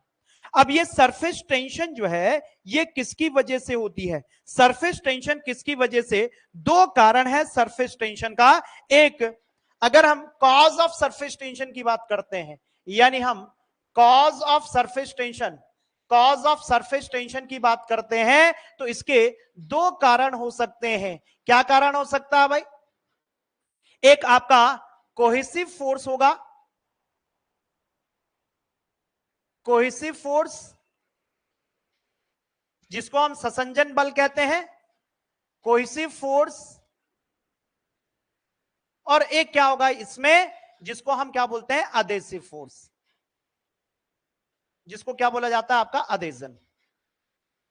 यानी कोहेजन और अधेजन जो है कारण होता है सरफेस टेंशन का। ये कोहेसिव फोर्स क्या होता है भाई, अगर आपसे पूछा जाए कि कोहेसिव फोर्स क्या होता है, तो कोहेसिव फोर्स का मतलब है it is the force between two similar particle. तो यानी किसी दो समान पार्टिकल के मध्य जो फोर्स ऑफ अट्रैक्शन होगा, it is the force of attraction, force of attraction, force of attraction between two similar particle, similar particle,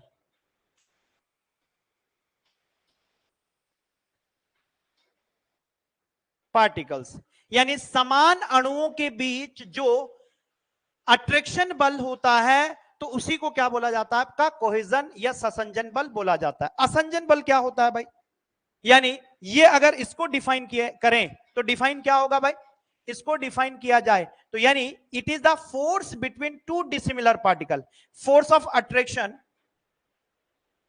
force of attraction, attraction between two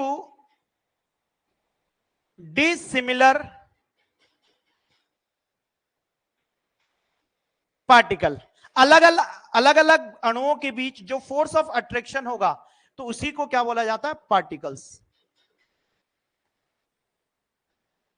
example बताओगे cohesion का, तो कोहेजन का सबसे बड़ा example कौन सा है भाई, हाँ जी, अगर हम कोहेजन का एग्जाम्पल बताएं तो कोहेजन का एग्जाम्पल क्या है कि जो मरकरी है, तो मरकरी या हनी के बीच जो ससंजन बल होता है या जो कोहेजन फोर्स होता है वो बहुत अधिक होता है as compare to adhesive force. यानी इसका एग्जाम्पल कौन सा है भाई, ये इसका एग्जाम्पल है आपका कौन सा, हनी हो गया, या आपका क्या बोल सकते हैं, हनी के साथ साथ हम क्या बोल सकते हैं, मरकरी बोल सकते हैं। तो ये हनी और मरकरी में जो है कोहेसिव फोर्स अधिक होता है। क्लियर है, अगर इसका एग्जाम्पल हम बोले तो इसका एग्जाम्पल जो है वो दो डिसिमिलर का मतलब है कि दो अलग अलग इंटरफेस। तो दो अलग अलग इंटरफेस कौन सा होगा भाई? दो अलग अलग इंटरफेस ग्लास एंड वाटर के इंटरफेस पे, ग्लास एंड वाटर के इंटरफेस पर ये कौन सा बल होता है? तो ग्लास एंड वाटर के, glass and water interface, interface का मतलब क्या होगा भाई? इंटरफेस। तो अगर यहां पर हम एग्जांपल के तौर पर देखें, ये आपका कोई ग्लास है, बीकर है, और इसमें पानी भरा हुआ है, इसमें पानी भरा हुआ है।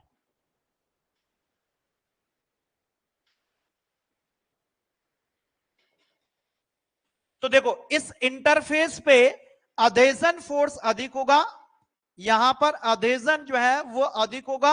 और अगर हम सेंटर की बात करें, इस पॉइंट पर बात करें, यहां पर पार्टिकल पार्टिकल के बीच कोहेजन अधिक होगा। तो हम किसकी, ग्लास और वाटर के इंटरफेस के बीच, या अगर हम बात करें, ये आपका ग्लास सरफेस है और इसके ऊपर ये जल हमने इसके ऊपर छिड़का, और तो ये इसके इंटरफेस पर जो फोर्स ऑफ अट्रैक्शन होगा, तो उसी को हम क्या बोलते हैं? अधेजन बोला जाता है। उसी को क्या बोला जाता है? आपका अधेजन बोला जाता है। अब ये अधेजन फोर्स के कारण जो है ये आपका सरफेस टेंशन फोर्स डेवलप होता है। क्लियर है? तो दोनों में कोई दिक्कत है? कोहेसिव फोर्स क्या होता है, अधेसिव फोर्स क्या होता है? एक होता है ससंजन और एक होता है असंजन। ये असंजन हो गया, और ये क्या होता है? ससंजन। सा सा यानी एक जैसे, आसा मतलब अलग अलग। तो ससंजन का मतलब है कि समान जो अणुओं के बीच फोर्स ऑफ अट्रैक्शन है, असमान अणुओं के बीच जो फोर्स ऑफ अट्रैक्शन, उसी को हम क्या बोलते हैं? अधेजन बोला जाता है। तो जब हम असमान की बात कर रहे हैं तो दो इंटरफेस की हम बात करेंगे, और दो इंटरफेस में हमने यहां पर ग्लास और वाटर, तो ग्लास और वाटर के मध्य जो फोर्स लगता है उसको हम क्या बोलते हैं? अधेजन बोलते हैं। अब इसी अधेजन और कोहेजन की वजह से सरफेस टेंशन फोर्स डेवलप होता है, और उसी सरफेस टेंशन की वजह से अब कौन कौन सी एप्लीकेशन इसकी देखने को मिलती है, उसकी एप्लीकेशन कौन कौन सी देखने को यहां पर मिलती है? तो नेक्स्ट हम बात करेंगे एप्लीकेशंस ऑफ, किसकी बात कर रहे हैं हम यहां पर? Surface tension, applications of surface tension.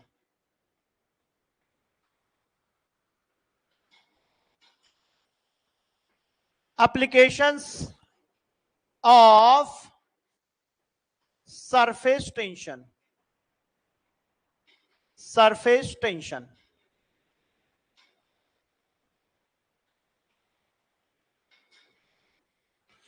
कौन कौन सी एप्लीकेशन है भाई? तो मैं एक बार एप्लीकेशन लिख लेता हूं, फिर इंडिविजुअली हम जो है एक एक करके डिफाइन करेंगे। सबसे पहला है कैपिलारिटी, सबसे पहला है कैपिलारिटी। क्या बोलते हैं इसको? केशिकत्व।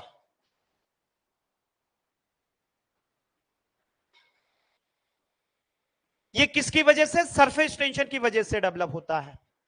दूसरा, दूसरा क्या होता है भाई? Waiting and non waiting liquid.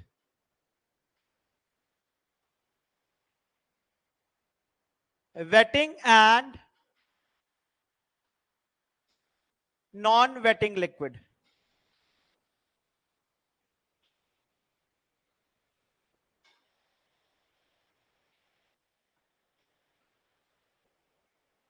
यानी कौन सा लिक्विड जो है सरफेस को गीला करेगा और कौन सा नहीं करेगा। गीले करने को हम वेटिंग बोलते हैं, गीला नहीं करने को हम क्या बोलते हैं? नॉन वेटिंग बोलते हैं। ठीक है। तीसरा आपका क्या होता है? फॉर्मेशन ऑफ, फॉर्मेशन ऑफ,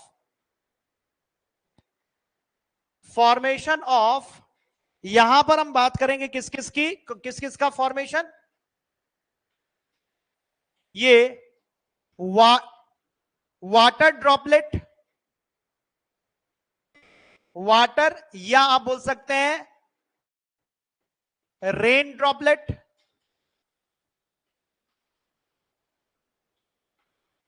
यानी क्या बोल सकते हैं इसको? जल की बूंद।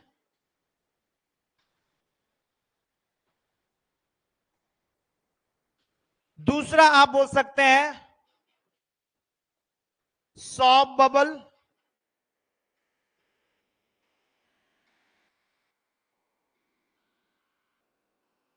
साबुन का बुलबुला,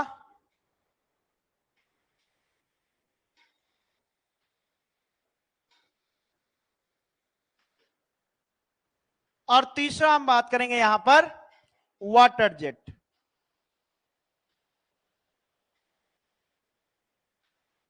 यानी जेट का मतलब है धारा, पानी की धारा।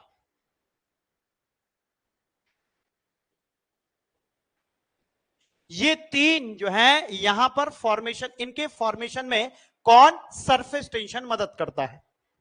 क्लियर है भाई?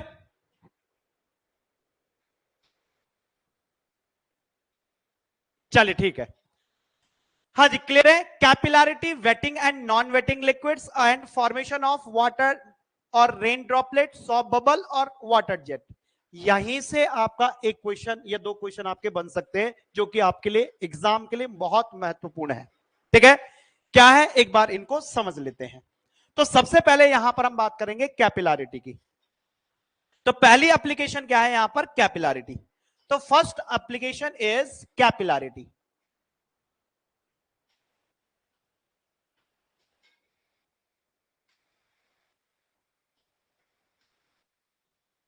क्या होता है, केशिकत्व।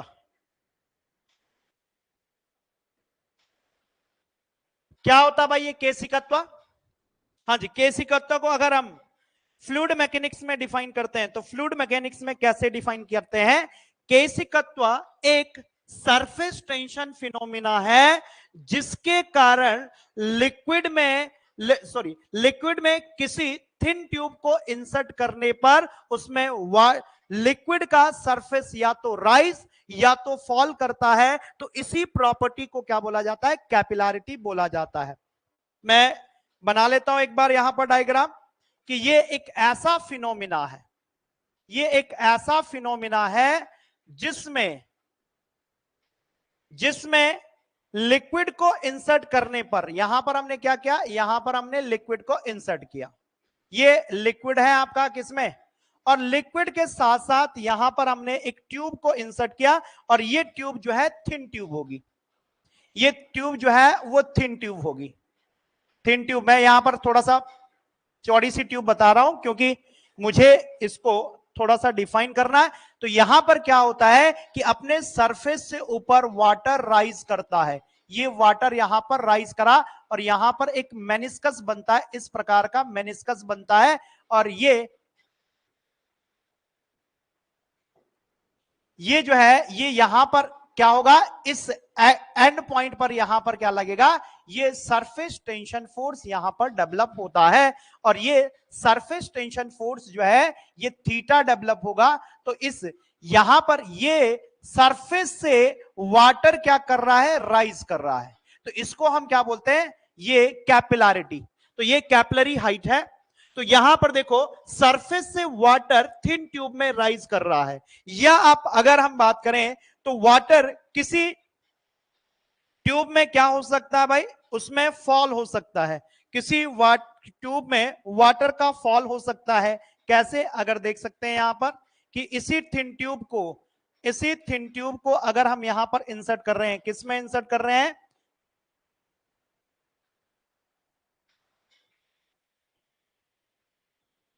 तो यहां पर क्या हो रहा है कि लिक्विड का यहां पर फॉल हो रहा है।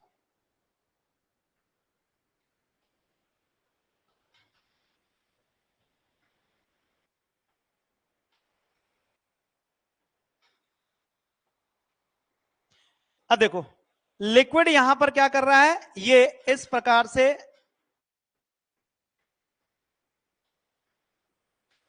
ये यहां पर मेनिस्कस बनाएगा और इस सरफेस पर क्या लगेगा, ये सरफेस टेंशन डेवलप होगा। तो बताओ इतना जो है यहां पर लिक्विड का फॉल हुआ है, तो इसको हम क्या बोलेंगे, ये लिक्विड का फॉल हुआ है फ्री सरफेस से और यहां पर ये लिक्विड का राइज हुआ है। तो यहां पर ये कैपिलरी, इसको हम क्या बोलते हैं, इस फिनोमिना को कैपिलरी राइज बोलेंगे और इसको हम क्या बोलेंगे, इसको हम कैपिलरी फॉल बोलेंगे। इसको क्या बोला जाएगा? कैपिलरी फॉल बोला जाएगा। और ये कैपिलरी राइज और कैपिलरी फॉल किसकी वजह से होता है? ये लिक्विड की प्रॉपर्टी या उसके सरफेस टेंशन की वजह से होता है। तो इसी फिनोमिना को क्या बोला जाता है आपका? इसी फिनोमिना को कैपिलैरिटी बोला जाता है। तो कैसे डिफाइन करेंगे? तो इसको अगर हम किसकी भाषा में, इसको अगर हम फ्लूइड मैकेनिक्स की भाषा में डिफाइन करें, when a thin tube is inserted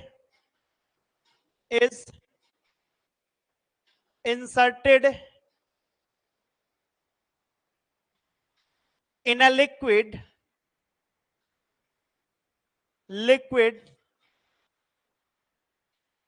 then the rise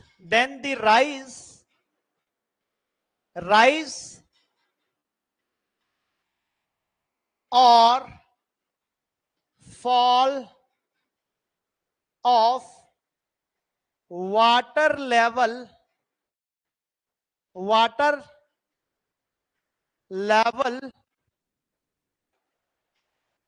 level in tube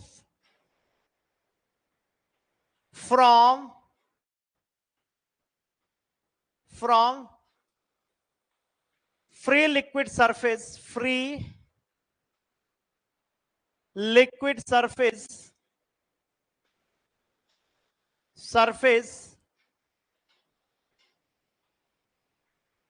is known as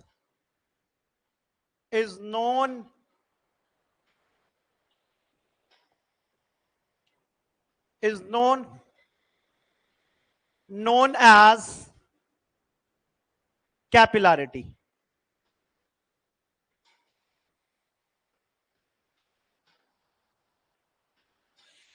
किसी ट्यूब को अगर हम किसी तरल में इंसर्ट करते हैं तो उसमें जो पानी का लेवल या जो तरल का लेवल बढ़ता है घटता है, कहां से? ये सतह से, तो उसी को हम कैसिकत्व कहते हैं। क्लियर है? तो ये किसकी वजह से होता है? It occurs due to surface tension. It occurs due to surface tension. अब देखो यहां पर, अब हम थोड़ा सा कंक्लूजन में इसके जाते हैं। कंक्लूजन में क्या जाएंगे? अब यहां पर देखिए कि ये लिक्विड राइज कर रहा है, लिक्विड कब राइज कर रहा होगा? जब यहां पर कोहेसिव फोर्स अधिक होगा या अधेसिव फोर्स अधिक होगा। हाँ, ऊर्जा प्रति एकल क्षेत्रफल, बिल्कुल सही कहा, बिल्कुल। यानी सरफेस एनर्जी पर यूनिट एरिया अगर उससे भी आप निकालोगे तो वो न्यूटन पर मीटर ही निकलेगी, वो मैंने पीछे आपको बताया है। अब मैं यहां पर आता हूं कि राइज कब हुआ होगा, इसमें राइज कब हुआ होगा? क्योंकि सरफेस टेंशन कारण किसकी वजह से? कोइजन और अधेजन की वजह से होता है। ठीक है, तो ये लिक्विड इसमें राइज हुआ होगा। तो क्या मैं यहां पर बोल सकता हूं कि यहां पर अधेसिव फोर्स ज्यादा होगा as compare to cohesive force, या कोहेसिव फोर्स अधिक होगा as compare to adhesive force? बिल्कुल। देखो, अधेसिव का मतलब है कि जब दो डिसिमिलर पार्टिकल के बीच अट्रैक्शन फोर्स अधिक होगा, जब इन दोनों के बीच अट्रैक्शन फोर्स होगा तभी वाटर जो है इनके सरफेस को अट्रैक्ट करेगा और इसमें राइज करेगा। यानी यहां पर क्या होगा कि जो अधेजन है वो अधेसिव फोर्स या अधेजन हम बोल सकते हैं, वो अधेजन क्या होगा? ग्रेटर देन किसके? कोहेजन के होगा। यानी यहां पर असंजन जो है वो किसके? असंजन किससे अधिक होगा? यहां पर ससंजन के से अधिक होगा। ससंजन से अधिक होगा, तो उस कंडीशन में जहां पर adhesive force more than the cohesive force होता है उसमें लिक्विड राइज करेगा। तो यहां पर लिक्विड फॉल क्यों किया होगा बताओ, यहां पर लिक्विड फॉल क्यों किया होगा? लिक्विड फॉल इसलिए किया होगा क्योंकि वो अपने सरफेस एरिया को मिनिमाइज करने की कोशिश कर रहा है, जब उसमें कोहेसिव फोर्स पार्टिकल के बीच क्या होगा, अधिक होगा। यानी यहां पर क्या है कि जो कोहेजन है वो किससे अधिक है, वो कोहेजन किससे अधिक है, कोहेजन ग्रेटर देन आपके अधेजन से अधिक होगा। उस कंडीशन में यहां पर क्या होगा, उस कंडीशन में लिक्विड फॉल करेगा। तो यहां पर मैं आपसे क्वेश्चन पूछ सकता हूं, यहां पर जो मैंने लिक्विड लिया होगा उसका एग्जांपल आप बता सकते हैं जिसमें लिक्विड में यहां पर लिक्विड का राइज होगा इस थिन ट्यूब में। तो ये लिक्विड कौन सा हो सकता है और ये लिक्विड कौन सा हो सकता है? हाँ जी बताएं, ये लिक्विड कौन सा होगा और ये लिक्विड कौन सा होगा? एग्जाम्पल आप बता सकते हैं। ठीक है, दोनों में आपको अंतर पता लग गया कि राइज कब करेगा। राइज जिस लिक्विड का अधेजन फोर्स कोहेजन फोर्स से अधिक होता है उसमें राइज करता है। जहां पर कोहेजन फोर्स पार्टिकल का अधिक होगा एज कंपेयर टू अधेजन फोर्स से, उस कंडीशन में क्या होगा, उस कंडीशन में फॉल करेगा। तो बताओ यहां पर क्या है, ये वाटर और ग्लास का इंटरफेस है, यानी लिक्विड यहां पर क्या होगा, लिक्विड यहां पर क्या होगा, वाटर। तो वाटर का ग्लास इंटरफेस में कोई अधेजन अधिक होता है। और अगर हम यहां पर बात करें तो फॉल, तो जिसमें अगर हम बात करेंगे तो यहां पर ये लिक्विड क्या होगा, मरकरी। और मरकरी का कोहेजन फोर्स अधिक होता है, किसकी वजह से, क्योंकि उसकी डेंसिटी अधिक होती है। तो मरकरी अपने जो सरफेस एरिया को मिनिमाइज करने की कोशिश करता है, तो इस कंडीशन में इसमें कोहेजन फोर्स अधिक होगा। तो जब हम मरकरी में इंसर्ट करते हैं तो वहां पर लिक्विड का फॉल होता है। बिल्कुल बिल्कुल, जिसकी विस्कोसिटी ज्यादा होगी, जिसकी विस्कोसिटी बहुत अधिक होगी उसी में जो है ये आपका सॉरी विस्कोसिटी अधिक होगी उसी में ऐसा कंडीशन फॉल की कंडीशन आती है, चाहे हनी हो चाहे आपका क्या हो, मरकरी आप बोल सकते हैं। बिल्कुल, rice water fall Honey, Honey बोल सकते हैं आप, HG मरकरी भी बोल सकते हैं, हनी भी बोल सकते हैं इसको आप, इसको हम क्या बोल सकते हैं, इसको आप जो है हनी या शहद भी बोल सकते हैं। ठीक है, तो इस कंडीशन में क्या आपको यहां से पता चलता है कि जिसकी विस्कोसिटी ऑफ द लिक्विड बहुत अधिक होती है उसमें जो है विस्कोसिटी अधिक होने के कारण जो है उसमें कोहेजन फोर्स अधिक होता है, क्योंकि विस्कोसिटी अधिक होगी। अगर विस्कोसिटी अधिक होगी तो बताओ उसमें जो है कोहेजन फोर्स क्या होगा, बहुत अधिक होगा। रेजिस्टेंस टू फ्लो बहुत ज्यादा है, यानी उसको फ्लो नहीं करने देगा। जब फ्लो नहीं करने देगा इसका मतलब है कि उसमें सी कोहेजन फोर्स जो है वो अधिक होगा। जहां पर विस्कोसिटी ऑफ द लिक्विड कम होगी वहां पर जो है वो कोहेजन फोर्स कम और कौन सा अधेसिव फोर्स क्या होगा, उस कंडीशन में ज्यादा होगा। तो इसी को हम क्या बोलते हैं, कैपिलैरिटी फिनोमिना कहते हैं। ठीक है, कोई समस्या हो? हाँ जी, कोई समस्या हो तो बता दीजिए भाई। ये क्या था आपका कैपिलैरिटी फिनोमिना। तो किसकी वजह से, ये जो है अधेजन फोर्स ग्रेटर देन कोहेजन या कोहेजन फोर्स ग्रेटर देन अधेजन, उसकी वजह से होता है। यानी जहां पर आपसे पूछा जाएगा, अब यहां पर हम इसका कंक्लूजन या नोट पॉइंट लिख सकते हैं। नोट पॉइंट क्या होगा,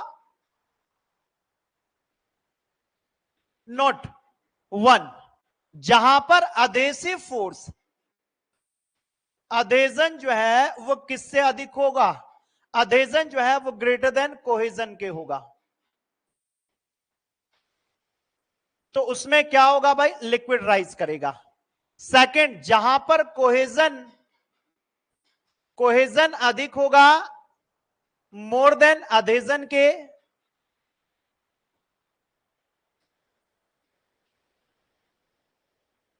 तो यहां पर क्या है, कैपिलरी फॉल होगा।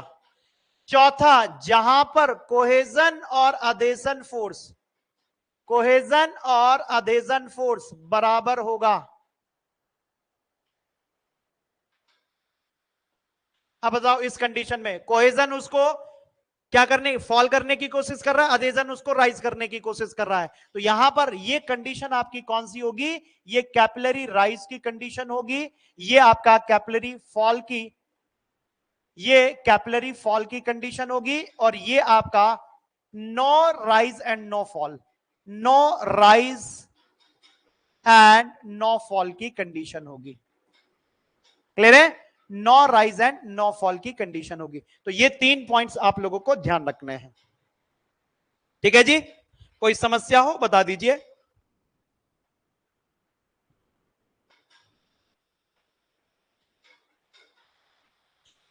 अब अगर यहां पर देखा जाए कि जो कैपिलरी राइज और कैपिलरी फॉल होगा, तो कैपिलरी राइज और कैपिलरी फॉल क्या होता है, ये मेनिस्कस जो कॉनकेव बना रहा है, ये कौन सा सरफेस बन रहा है, यहां पर कॉनकेव बन रहा है। तो ये लिक्विड सरफेस के साथ ये इसके साथ थीटा एंगल बनाता है।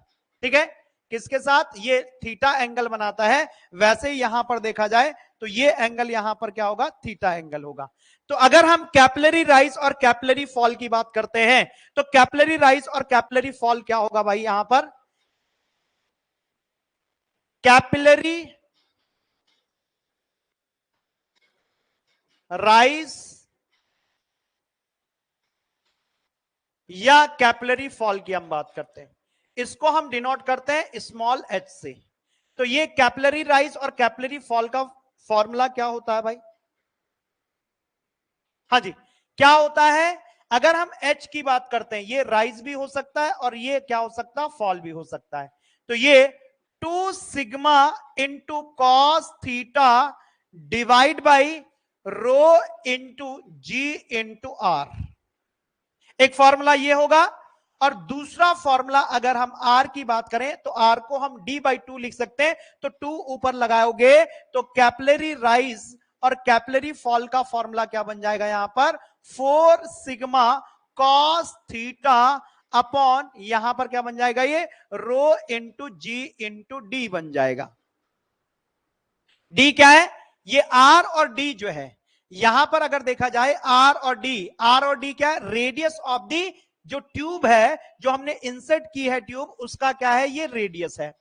सिग्मा क्या है, उस पर लगने वाला सरफेस टेंशन है।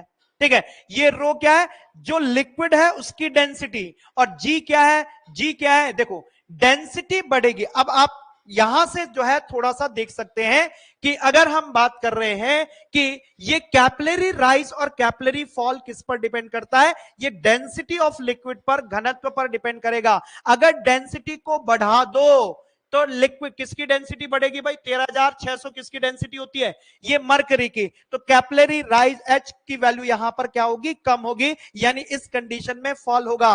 और अगर लिक्विड की डेंसिटी यहां पर घटा दो तो वो उस कंडीशन में क्या होगा, कैपिलरी राइज होगा। तो इसको रो और जी को हम यूनिट स्पेसिफिक वेट से भी लिख सकते हैं। तो इसका फॉर्मूला, तीसरा फॉर्मूला क्या बन सकता है, राइज और फॉल का फॉर्मूला बन सकता है कि 4 sigma cos theta rho into जी को हम क्या लिखते हैं, स्पेसिफिक वेट लिखते हैं, और स्पेसिफिक वेट इंटू डी। इस प्रकार से इसके क्या बन सकते हैं, 3 फॉर्मूले बन सकते हैं। क्लियर है, 3 फॉर्मूले बन सकते हैं। अभी हम उसको भूपेंद्र, उसको हम बात करेंगे किसमें, जब waiting and non waiting liquid की हम बात करेंगे, तो उस कंडीशन में थीटा की बात करेंगे यहां पर। ठीक है, फॉर्मूले की कंडीशंस क्या है, कंडीशन कौन सी कंडीशन पूछना चाहते हैं आप। ठीक है, तो यहां पर आर क्या है, आर को आप लिख सकते हैं, आर क्या है यहां पर, आर जो है रेडियस ऑफ द ट्यूब, ये क्या है, रेडियस ऑफ द ट्यूब,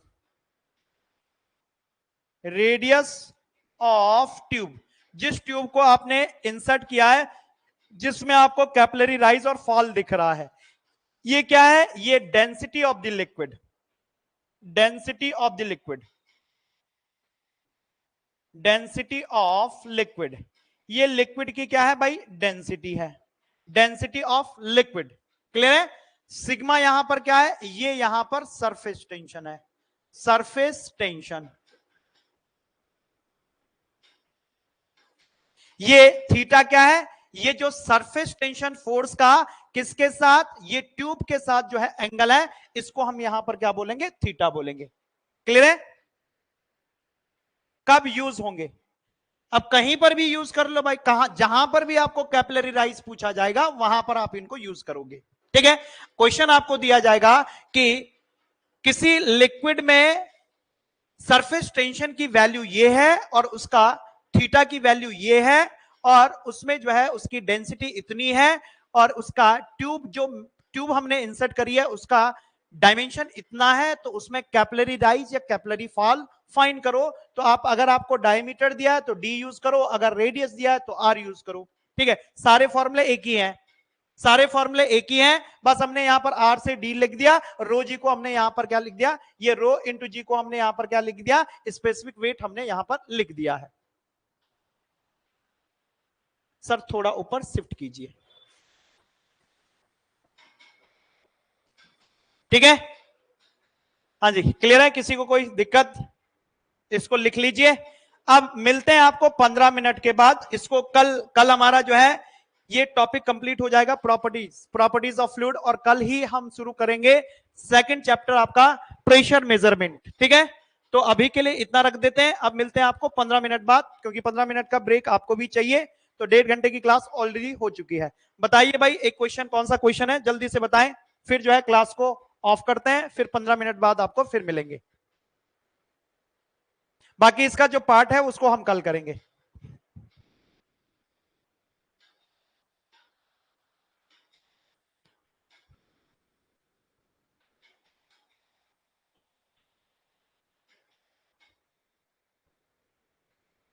शोभित, जब इसको कल कंप्लीट कर लेंगे उसके बाद देखेंगे। हाँ, जब इसको कल कंप्लीट कर लेंगे उसके बाद देखेंगे।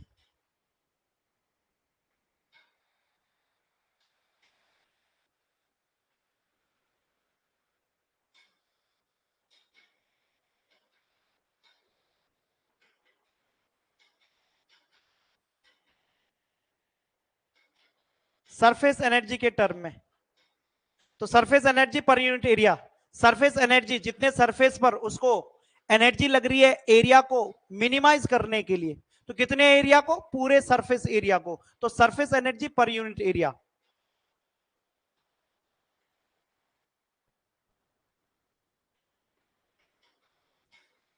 हाँ, तो उसको सरफेस एनर्जी पर यूनिट एरिया को ही हम क्या बोलेंगे, सरफेस टेंशन बोला जाएगा। ठीक है, चले मिलते हैं अब आपको 15 मिनट के बाद।